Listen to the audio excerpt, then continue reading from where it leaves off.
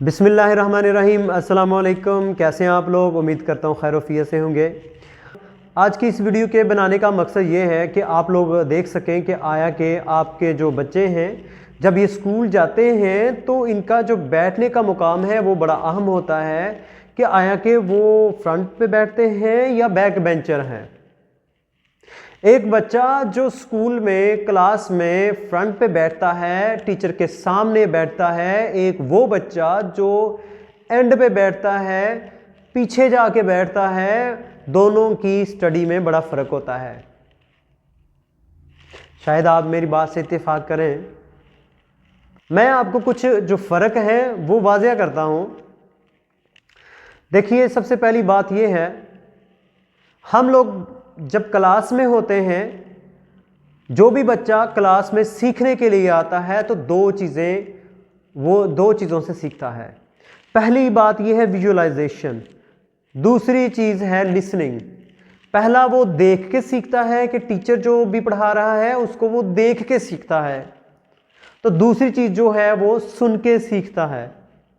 ठीक है, तो आया कि एक बच्चा जो पहले बेंच पे बैठा हुआ है वो और जो आखिरी बेंच पे बैठा हुआ है वो, दोनों को नज़र तो आ रहा होता है टीचर क्या पढ़ा रहा है, आ रहा होता है नज़र, और सुनाई भी दे रहा होता है। तो क्या ऐसा मामला हो सकता है कि अगला जो फ्रंट पे बैठने वाला है उसको ज़्यादा समझ आती है और जो पीछे बैठने वाला है उसको कम? हाँ, ये सच है। देखिए, बात सुने ज़रा ध्यान से। एक बच्चा जो फ्रंट पे बैठा हुआ है, जब वो टीचर से सीख रहा होता है तो उसका ध्यान, फोकस उसका टीचर होता है, और जो बच्चा पीछे बैठा होता है उसका फोकस जो है वो टीचर से थोड़ा सा हट गया होता है। वो कौन सी ऐसी चीज़ें हैं, वो कौन से ऐसे फैक्टर्स हैं जो उसके स्टडी करने का जो अमल है उसको कमज़ोर कर देता है? पहले हम बात करते हैं जो ऐसा बच्चा जो फ्रंट पे बैठा है। जो बच्चा फ्रंट पे बैठा है उसकी टोटल मुकम्मल तौर पर जो यकसुई है, मुकम्मल तौर पर उसका फोकस जो है वो टीचर होता है। और जो बच्चा पीछे बैठा हुआ होता है वो ऐसे होता है कि कभी कभार वो जो साथ वाले बच्चे, उससे सामने वाले बच्चे होते हैं, वो डिस्टर्बेंस पैदा करते हैं। वो कोई अगर शरारत करता है तो वो उनकी तरफ देखता है। किसी ने अगर कटिंग अजीब सी करवाई हुई है तो वो बच्चे बाकी जो हैं उसकी कटिंग की तरफ देखेंगे। या फिर ऐसे है कि किसी ने रंगदार शर्ट पहनी हुई है या कुछ भी है तो बच्चे की जो तवज्जो है वो पूरी नहीं रहती।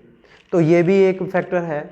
जो बच्चा टीचर के सामने है उसका तो हर चीज़ टीचर ही है, उसके सामने टीचर है तो टीचर के ऊपर उसकी तवज्जो होती है, यकसुई के साथ सीखता है, और उसके सामने जो उसका मॉडल है वो टीचर जो है उसका रोल मॉडल है, वो उसके सामने खड़ा है, वो उसको ही देखता है। पहली बात तो विजुअलाइजेशन की हो गई। दूसरी, इसके मैं मिसाल के साथ आपको ये पॉइंट अपना जो इलस्ट्रेट करता हूँ कि ये ऐसी बात है कि जैसे आप जब एम लेते हैं, आपके पास गन है, आप जब निशाना करते हैं तो जब आप दूर से निशाना करेंगे तो आपको ज़्यादा तवज्जो की ज़रूरत होती है, और जब आप दूर से निशाना करते हैं तो उसमें हवा का फैक्टर भी होता है, हवा किस तरफ को चल रही है, फिर उसमें नज़र का भी मसला होता है, उसमें यह भी है कि ग्रेविटेशनल फोर्स जो ज़मीन की वो भी जो है वो भी हाइल हो सकती है, तो निशाना चूक सकता है।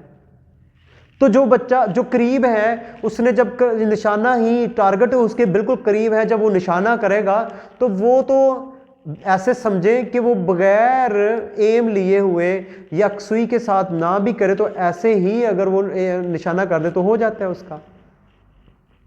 ठीक है, वो टारगेट को अचीव कर सकता है। तो जो दूर बैठे हुए नज़र तो उनको भी आता है, लेकिन मैंने कहा है जैसे कि दरमियान में जो बच्चे बैठे हुए होते हैं वो डिस्टर्बेंस पैदा करते हैं, और जो दूर होगा वो उसमें थोड़ा सा मसला हो सकता है, वो सही तरह बच्चा सीख नहीं सकता, जब तक कि करीब तरीन जो बच्चा होगा वो आसानी के साथ सीख सकता है। उसके साथ साथ दूसरी जो चीज़ है वो ये है कि वो जो बच्चा, मैंने स्मार्ट की बात की, तो स्मार्ट जो है ये जब आप दूर से किसी को बात सुनते हैं उसका, और करीब से जब उसको सुनते हैं तो उसका फ़र्क होता है। जब आप किसी कहते हैं ज़रा मेरे नेड़े हो के गल सुन, मेरे करीब आके बात सुन, तो इसका मतलब है बड़ी अहम बात होती है और बंदा ध्यान भी देता है। और जब दूर से कोई आपको आवाज़ देता है तो उसमें डिस्टॉर्शन होती है, जैसे मोबाइल के सिग्नल्स होते हैं ना, ब्लूटूथ है, जिस तरह ब्लूटूथ होती है, तो इसको मैं इसके साथ आपको कंपेयर करके इसलिए बता रहा हूँ कि ताकि आपको ये समझ आ जाए कि जब ब्लूटूथ होती है तो करीब हो तो डेटा जल्दी ट्रांसफ़र हो जाता है, जब दूर हो तो सिग्नल्स में डिस्टॉर्शन भी आ सकती है और देर लगती है। जैसे मोबाइल सिग्नल्स हैं तो जब आप कॉल करते हैं सिग्नल सही नहीं आ रहे होते, ठीक है, दूर जो टावर होता है इस वजह से सिग्नल्स में डिस्टॉर्शन आती है, बाद कट करके कॉल को फिर दोबारा से करना पड़ती है। तो ये वाली बातें जो हैं, मतलब कि पहली बात विजुअलाइजेशन है और दूसरी चीज़ जो है वो है समात का फ़र्क। समात का जो है ये बड़ा अहम फैक्टर होता है समात का।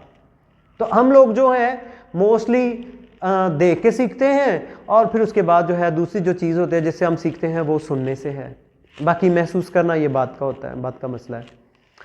तो ये चीज़ें जो हैं बड़ी अहम हैं, ठीक है। उसके साथ साथ मैं आपको ये मिसाल देता हूँ कि जैसे मैं आपसे मुखातिब हूँ, मैंने यहाँ पे कॉलर माइक लगाया हुआ है, ठीक है। अगर मैं कॉलर माइक को उतार देता हूँ तो फिर देखें कि मेरी आवाज़ कैसी है। अब देखें कि अब आवाज़ कैसी आ रही है आपको, तो आवाज़ का फ़र्क हुआ ना, आवाज़ का फ़र्क होता है।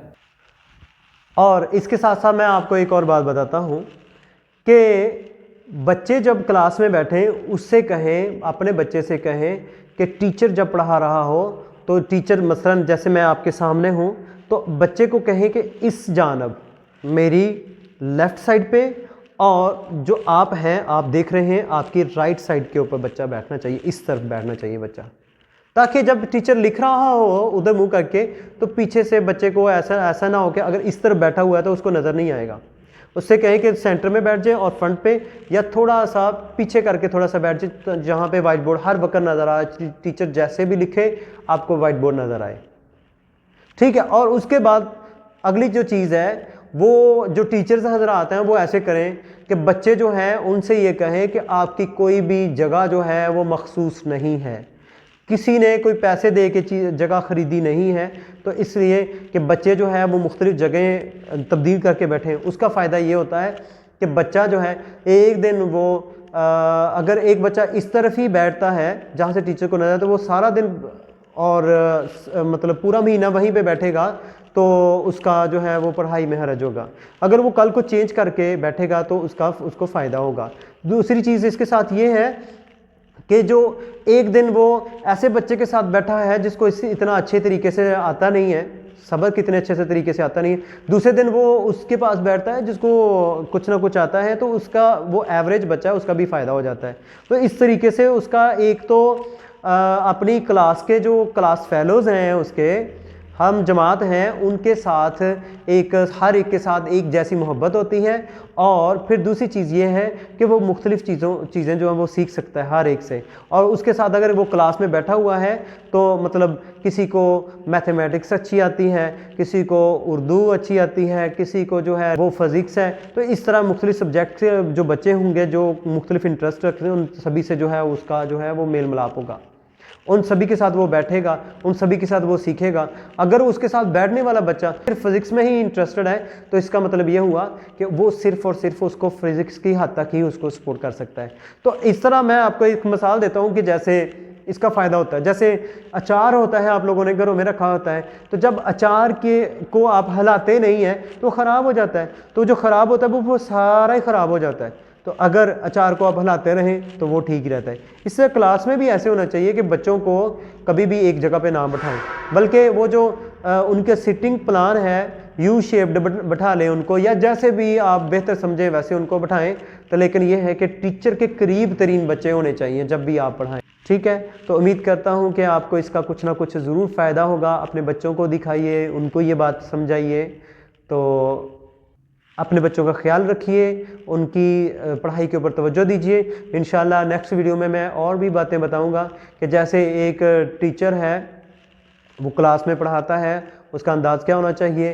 फिर उसके साथ साथ जो वालिदैन हैं वो अनपढ़ हैं, वो इतने पढ़े लिखे नहीं हैं, तो वो कैसे चेक करें कि आया कि उनके बच्चे सही काम कर रहे हैं कि नहीं। मतलब वो नहीं चेक कर सकते कि उनके बच्चे ने क्या किया है क्या नहीं किया, लेकिन वो 2 चीज़ें चेक करें तो उनको पता लग जाएगा, वो सेटिस्फाई हो सकते हैं कि हमारा बच्चा अच्छा काम कर रहा है। तो इसी बात पे मैं आज की गुफ्तगू का इख्तिताम करता हूँ। खुश रहिए, आबाद रहिए। अस्सलामु अलैकुम वरहमतुल्लाहि वबरकातुहू।